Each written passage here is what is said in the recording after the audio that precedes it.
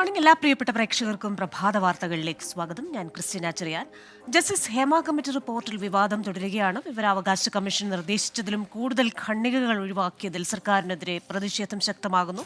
ചലച്ചിത്ര academy chairman രഞ്ജിത്തിനെതിരായ Bengali നടിയുടെ ആരോപണം പ്രതിപക്ഷം ആയുധമാക്കിയിട്ടുണ്ട്. ഇതടക്കമുള്ള വാർത്തകളുണ്ട്. നോക്കാം വിശദമായ റിപ്പോർട്ടുകൾ. ഹേമ കമ്മിറ്റി റിപ്പോർട്ടിൽ അഭിപ്രായ സമന്വയത്തിലെത്താതെ സർക്കാർ കേസെടുക്കുന്ന വിഷയത്തിൽ മന്ത്രിമാർക്ക് പോലും ഇപ്പോഴും വിവിധ അഭിപ്രായമാണ്. സർക്കാരിന് പ്രതിരോധം തീർത്ത് CPIM രംഗത്തു വന്നെങ്കിലും പ്രതിസന്ധി മാറിയിട്ടില്ല. മുന്നറിയിപ്പില്ലാതെ ഖണ്ഡികകൾ ഒഴിവാക്കിയതിലും സർക്കാരിൽ നിന്ന് വ്യക്തതയുള്ള മറുപടി ലഭിച്ചിട്ടില്ല. വിഷയത്തിൽ സർക്കാരിനെതിരെ സമരത്തിനൊരുങ്ങുകയാണ് പ്രതിപക്ഷം. അതിനിടെ താരസംഘടനയിലെ ഭിന്നതയും മറനീക്കി പുറത്തുവരികയാണ്.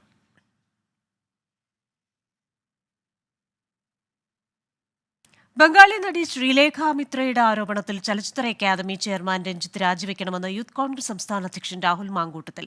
രഞ്ജിത്തിനെതിരെ ക്രിമിനൽ നടപടി പ്രകാരം കേസെടുത്ത് പോലീസ് അന്വേഷണം നടത്തണം. പവർ ഗ്രൂപ്പിനുള്ളിൽ CPIMന് വേണ്ടപ്പെട്ട ആളുകളുണ്ടെന്ന് ഓരോ ദിവസം കഴിയുന്തോറും തെളിയിക്കപ്പെട്ടുകൊണ്ടിരിക്കുകയാണെന്നും രാഹുൽ മാങ്കൂട്ടത്തിൽ 24നോട് പറഞ്ഞു. ഹേമ കമ്മിറ്റി റിപ്പോർട്ടിന് പിന്നാലെ ചലച്ചിത്ര മേഖലയിലെ ലൈംഗിക അതിക്രമവുമായി ബന്ധപ്പെട്ട കൂടുതൽ കഥകൾ പുറത്തുവരികയാണ്. ഏറ്റവും ഒടുവിൽ ചലച്ചിത്ര അക്കാദമി ചെയർമാൻ രഞ്ജിത്തിനെതിരെ ബംഗാളി നടി പുതിയ ആരോപണമായി രംഗത്തെത്തുന്നു. 24ലൂടെ തന്നെയായിരുന്നു ഈ ഒരു ആരോപണം. യൂത്ത് കോൺഗ്രസിൻ്റെ സംസ്ഥാന അധ്യക്ഷൻ രാഹുൽ മാങ്കൂട്ടത്തിൽ നമ്മോടൊപ്പം ചേരുന്നു. ചലച്ചിത്ര അക്കാദമി ചെയർമാനെതിരെ തന്നെ സാംസ്കാരിക മന്ത്രിയുടെ സ്വന്തം ആൾക്കെതിരെയാണ് ഏറ്റവും ഒടുവിൽ ആരോപണം വരുന്നത്. മുമ്പും സമാനമായ രീതിയിൽ രഞ്ജിത്തിനെതിരെ ആരോപണങ്ങൾ വന്നിട്ടുണ്ട്. പല വിവാദങ്ങൾ IFFK ബന്ധപ്പെട്ടെല്ലാം ഉണ്ടായിട്ടുണ്ട്. അപ്പോഴെല്ലാം സർക്കാർ ഒരു പിന്തുണ നൽകുന്ന നിലപാടാണ് സ്വീകരിച്ചത്. യൂത്ത് കോൺഗ്രസിന് അല്ലെങ്കിൽ കോൺഗ്രസിന് ഈ വിഷയവുമായി ബന്ധപ്പെട്ട് എന്താണ് പറയാനുള്ളത്?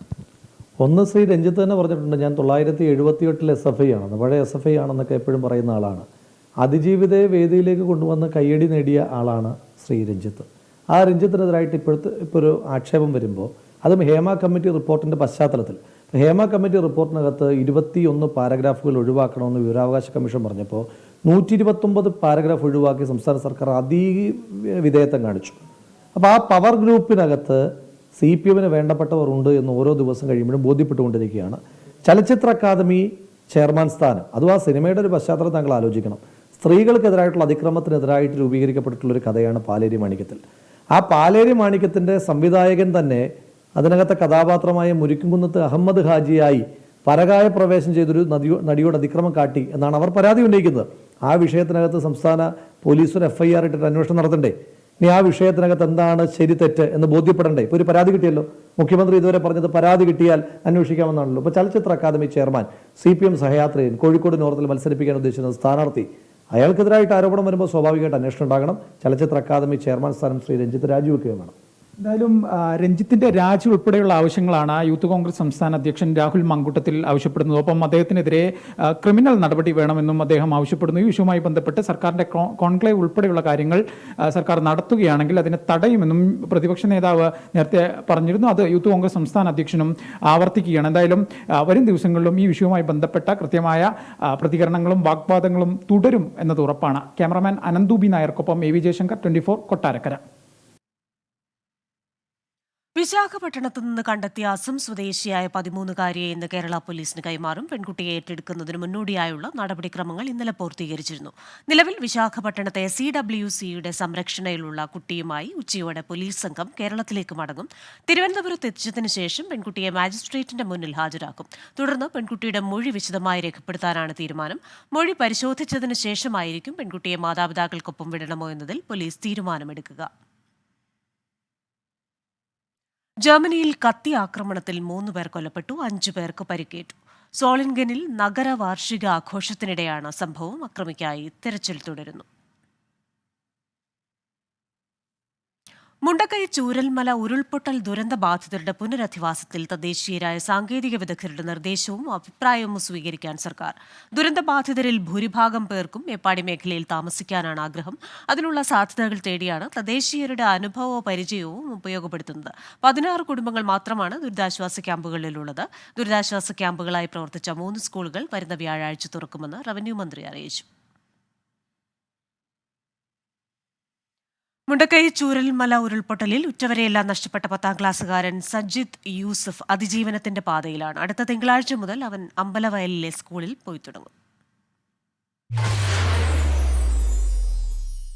മുണ്ടക്കൈ പള്ളിയോട് ചേർന്നായിരുന്നു സഞ്ജിതിന്റെ വീട്.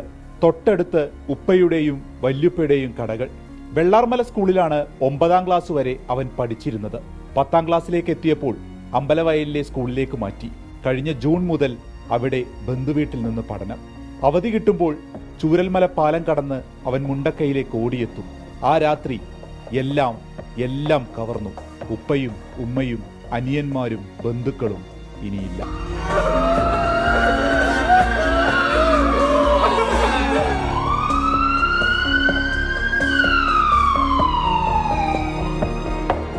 വീഡിയോ അയച്ചു തന്നിരുന്നു.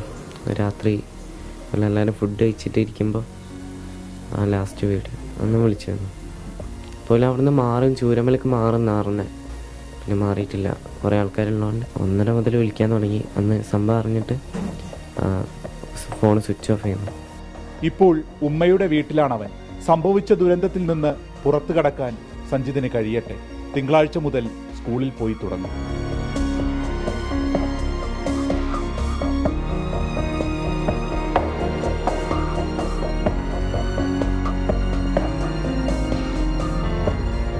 ടീം 24 വയനാട്.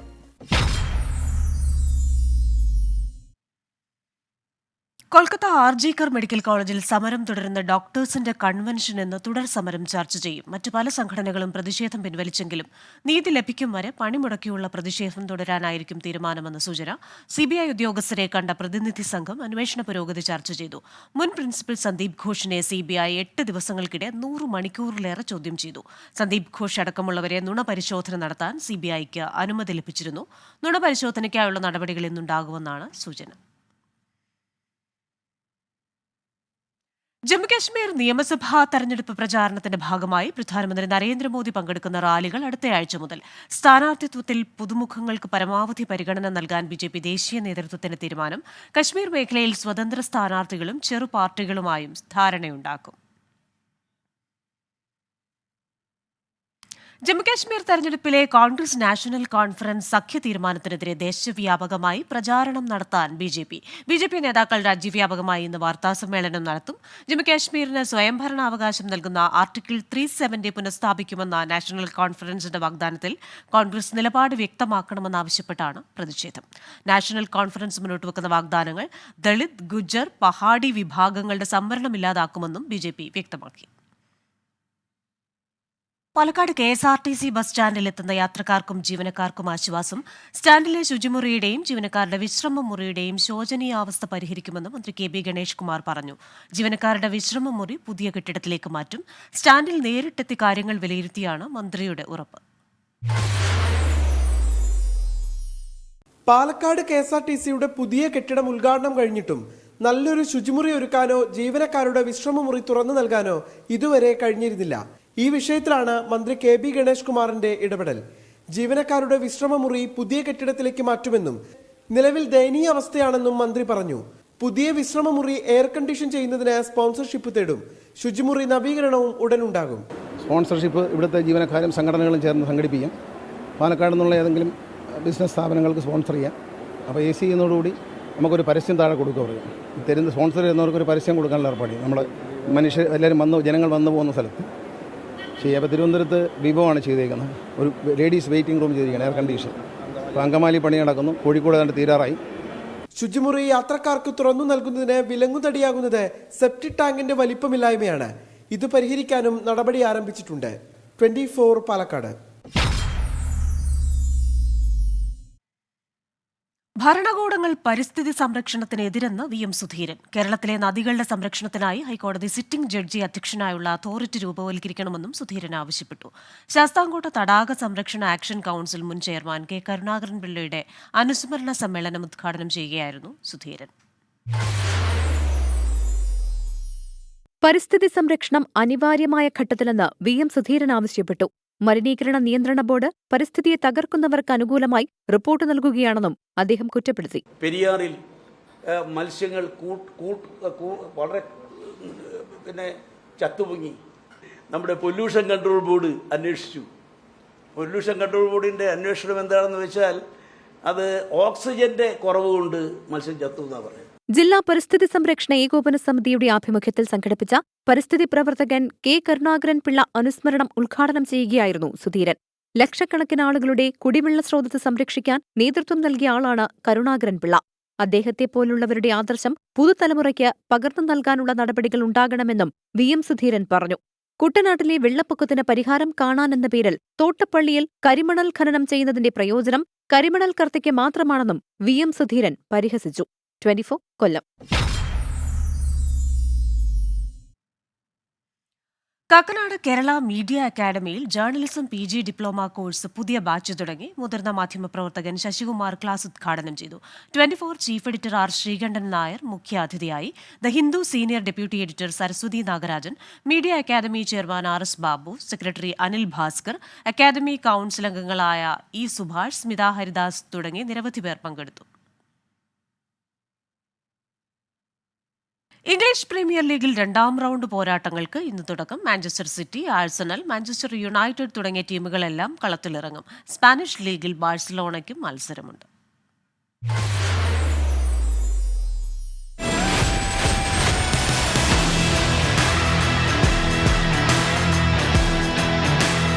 പ്രീമിയർ ലീഗിൽ വിജയക്കുതിപ്പ് തുടരാൻ വമ്പന്മാർ. നിലവിലെ ചാമ്പ്യന്മാരായ മാഞ്ചസ്റ്റർ സിറ്റിയുടെ 2ാം മത്സരത്തിലെ എതിരാളികൾ ഇപ്സ്വിച്ച് ടൗൺ. ചെൽസിയെ 2 ഗോളിന് തോൽപ്പിച്ചു തുടങ്ങിയ മാഞ്ചസ്റ്റർ സിറ്റി ഇപ്സ്വിച്ചിനെതിരെ ഗോൾ മഴ പെയ്യിക്കുമെന്ന് ആരാധകർ പ്രതീക്ഷിക്കുന്നു. രാത്രി 7:30 സിറ്റിയുടെ മൈതാനമായ ഇത്തിഹാദ് സ്റ്റേഡിയത്തിലാണ് മത്സരം.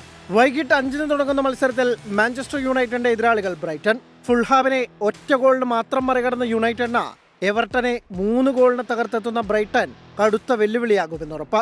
ആഴ്സണൽ രാത്രി 10-ന് നടക്കുന്ന മത്സരത്തിൽ ആസ്റ്റൺ വില്ലയെ നേരിടും. 2ാം ജയം തേടിയിറങ്ങുന്ന ആഴ്സണലിന് കടുത്ത വെല്ലുവിളിയാവുക ആസ്റ്റൺ വില്ല ഗോൾ മുഖത്ത് കോട്ട കെട്ടി നിൽക്കുന്ന മുൻതാരം എമിലിയാനോ മാർട്ടിനസ്. ആദ്യ ജയം ലക്ഷ്യമിട്ട് ടോട്ടനം രാത്രി 7:30 എവർട്ടനെയും നേരിടുന്നുണ്ട്. സ്പാനിഷ് ലീഗിൽ ബാഴ്സലോണയും 2ാം ജയം മോഹിച്ചിറങ്ങും. രാത്രി 10:30 നടക്കുന്ന മത്സരത്തിൽ അത്ലറ്റിക് ക്ലബ്ബാണ് ബാഴ്സയുടെ എതിരാളികൾ. Sports desk 24. അനധികൃതമായ സംഭാവനകൾ സ്വീകരിക്കുന്നവർക്ക് മുന്നറിയിപ്പുമായി സൗദി. 5 ലക്ഷം റിയാൽ വരെ പിഴയും 2 വർഷം വരെ തടവും ലഭിക്കുമെന്ന് പുതിയ നിയമം. സംഭാവനയായി സ്വീകരിക്കുന്ന പണം മറ്റാവശ്യങ്ങൾക്ക് ഉപയോഗിക്കരുതെന്നും നിർദ്ദേശമുണ്ട്. ഏതാനും ദിവസം മുമ്പാണ് സംഭാവനകൾ സ്വീകരിക്കുന്നതുമായി ബന്ധപ്പെട്ട നിയമ ഭേദഗതിക്ക് സൗദി മന്ത്രിസഭ അംഗീകാരം നൽകിയത്. സംഭാവനകൾ ശേഖരിക്കാൻ ലൈസൻസ് ഉള്ള സംഘടനകളും സ്ഥാപനങ്ങളും ഏജൻസികളും പണം ക്യാഷായി സ്വീകരിക്കാൻ പാടില്ലെന്ന് നിർദ്ദേശങ്ങളിൽ പറയുന്നു. പകരം പണം ബാങ്ക് അക്കൗണ്ടുകളിൽ നിക്ഷേപിക്കണം. National centre for non profit സെക്ടറിന്റെ അനുമതിയില്ലാതെ വിദേശത്തു നിന്നും പണം സ്വീകരിക്കാൻ പാടില്ല. ലൈസൻസ് ഉള്ള സ്ഥാപനങ്ങളുടെ ഓഫീസുകൾ വഴി മതിയായ രേഖകൾ സഹിതം പണം സ്വീകരിക്കാം. ധനസമാഹരണ ക്യാമ്പയിൻ ആരംഭിക്കുന്നതിന് മുമ്പ് അനുമതി വാങ്ങണം. അപേക്ഷ സമർപ്പിച്ച് 30 ദിവസത്തിനകം തീരുമാനമെടുക്കണമെന്നാണ് നിർദ്ദേശം. സംഭാവനകൾ ശേഖരിക്കുന്നതിന് website, social media, Billboard, service bill തുടങ്ങിയവ വഴി ആഹ്വാനം ചെയ്യാം. ലൈസൻസ് നമ്പരും ബാങ്ക് ഡീറ്റെയിൽസും ഉൾപ്പെടെയുള്ള വിവരങ്ങൾ ഇതിലുണ്ടാകണം. നിയമലംഘകർക്കെതിരെ ശക്തമായ നടപടി സ്വീകരിക്കുമെന്നാണ് മുന്നറിയിപ്പ്. എന്ത് ആവശ്യത്തിനു വേണ്ടിയാണോ ഫണ്ട് ശേഖരിച്ചത്, പണം ആ ആവശ്യത്തിന് മാത്രമേ ഉപയോഗിക്കാൻ പാടുള്ളൂ. അല്ലാത്ത സാഹചര്യത്തിൽ അധികൃതരുടെ അനുമതി വാങ്ങണം. മാർഗനിർദ്ദേശങ്ങൾ പാലിക്കാതെ സംഭാവന സ്വീകരിക്കുന്ന സ്ഥാപനങ്ങൾക്ക് 2 ലക്ഷം റിയാൽ വരെ പിഴ ചുമത്തും. കുറ്റം ആവർത്തിച്ചാൽ പിഴ ഇരട്ടിക്കും. കൂടാതെ ലൈസൻസ് റദ്ദാക്കുകയും ചെയ്യും. നിയമവിരുദ്ധമായി സംഭാവന സ്വീകരിക്കുന്ന വ്യക്തികൾക്ക് 5 ലക്ഷം റിയാൽ വരെ പിഴ ചുമത്തും. കൂടാതെ 2 വർഷം വരെ തടവ് ശിക്ഷയും അനുഭവിക്കേണ്ടി വരും. വിദേശിയാണെങ്കിൽ ശിക്ഷാ കാലാവധിക്ക് ശേഷം നാടുകടത്തും. ജലീൽ കണ്ണമംഗലം, 24 ജിദ്ദ. നോർത്ത് അമേരിക്കയിലെ മലയാളി സംഘടനകളുടെ കേന്ദ്ര സംഘടനയായ ഫൊക്കാനയ്ക്ക് പുതിയ ഭരണസമിതി. ന്യൂജേഴ്സിയിലെ റോയൽ ആൽബർട്ട് പാലസിൽ നടന്ന പ്രൗഢഗംഭീരമായ ചടങ്ങിൽ 100 കണക്കിന് ആളുകൾ പങ്കെടുത്തു. തികഞ്ഞ ദിശാബോധമുള്ള ഒരു നേതൃനിരയാണ് ഇനിയുള്ള 2 വർഷങ്ങൾ ഫൊക്കാനയെ നയിക്കുക. വരും വർഷങ്ങളിലെ രൂപരേഖയുമായി അതിനുള്ള പ്രവർത്തനങ്ങൾ ആരംഭിച്ചു കഴിഞ്ഞു പൊതുനേതൃത്വം. പുതിയ ഭരണസമിതി ഡോക്ടർ സജിമോൻ ആന്റണിയുടെ നേതൃത്വത്തിൽ മുൻ പ്രസിഡന്റ് ഡോക്ടർ ബാബു സ്റ്റീഫനിൽ നിന്ന് അധികാരം ഏറ്റെടുത്തതോടെ വിപുലമായ ഭാവി പദ്ധതികൾ ആസൂത്രണം ചെയ്യുകയാണ് നേതൃത്വം.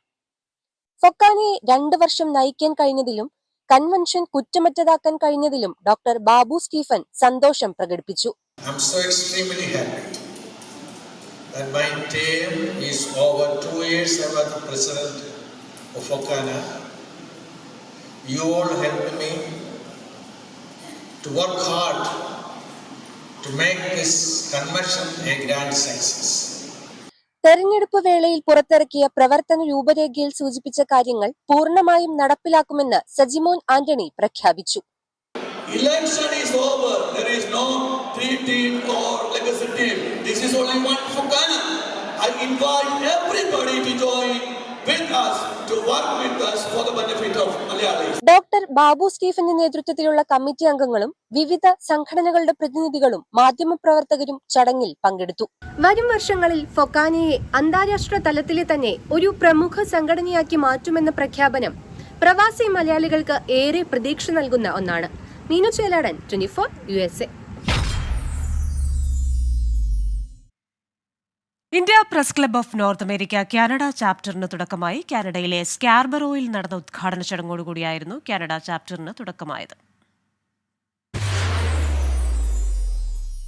അമേരിക്കയിലെയും കാനഡയിലെയും മാധ്യമപ്രവർത്തകരുടെ കൂട്ടായ്മയായ Indian press club of north അമേരിക്കയുടെ ഒരു പുതിയ അധ്യായത്തിന് തുടക്കം കുറിച്ചിരിക്കുകയാണ്. സംഘടനയുടെ പ്രവർത്തനങ്ങൾ കൂടുതൽ മേഖലകളിലേക്ക് വ്യാപിപ്പിക്കുക, മാധ്യമ മേഖലയിലെ കൂടുതൽ പേരെ സംഘടനയുടെ ഭാഗമാക്കുക തുടങ്ങിയ ലക്ഷ്യങ്ങളോടുകൂടിയാണ് കാനഡ ചാപ്റ്ററിന് തുടക്കമിട്ടിരിക്കുന്നത്. അമേരിക്കയിലെയും കാനഡയിലെയും മുതിർന്ന മാധ്യമപ്രവർത്തകർ, രാഷ്ട്രീയ രംഗത്തെ പ്രമുഖർ, സന്നദ്ധ സംഘടനയിലെ അംഗങ്ങൾ തുടങ്ങി നിരവധി പേരാണ് ഉദ്ഘാടന ചടങ്ങിന്റെ ഭാഗമായത്. തിന്മയ്ക്ക് നന്മയുടെ നിറം കൊടുക്കാതെ നമുക്ക് ജനാധിപത്യത്തിന്റെ നാലാം തൂണിനെ ശക്തിപ്പെടുത്തും. പൊതുസമ്മേളനത്തിന് ശേഷം ചർച്ചയും വിനോദ പരിപാടികളും അത്താഴ വിരുന്നും ഒരുക്കിയിരുന്നു.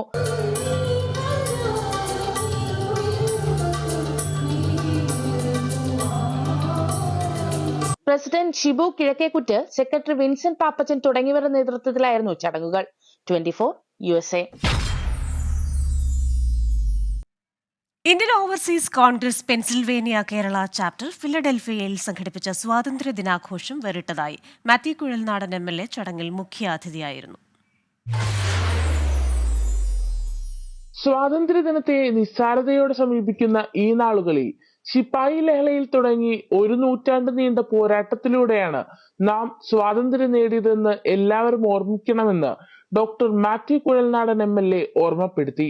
ഇന്ത്യൻ നാഷണൽ കോൺഗ്രസിന്റെ രൂപീകരണത്തിന് ശേഷമാണ് രാജ്യത്തിന് ഐക്യവും അഖണ്ഡതയും കൈവന്നതെന്നും ഇന്ത്യ ഇന്ത്യക്കാരൻ്റെതെന്ന വികാരം രാജ്യമെങ്ങും പടർന്നു പന്തലിച്ചതെന്നും അദ്ദേഹം കൂട്ടിച്ചേർത്തു. ഇന്ന് ഇന്ത്യയെക്കുറിച്ച് കരുത്തോടുകൂടി ഇന്ത്യ ലോകത്തെ തലയെടുപ്പുള്ള ഒരു രാഷ്ട്രമായി മാറി. Now we are powerful economically, we are powerful politically. ഇന്ത്യയുടെ ദേശീയ പതാക ഉയർത്തലോടുകൂടി ആരംഭിച്ച ആഘോഷ ചടങ്ങുകൾക്ക് ശേഷം ചെണ്ടമേളവും ഘോഷയാത്രയും നടന്നു. വയനാട് ദുരന്തത്തിൽ ജീവൻ നഷ്ടമായവർക്ക് ചടങ്ങിൽ ആദരാഞ്ജലികൾ അർപ്പിച്ചു.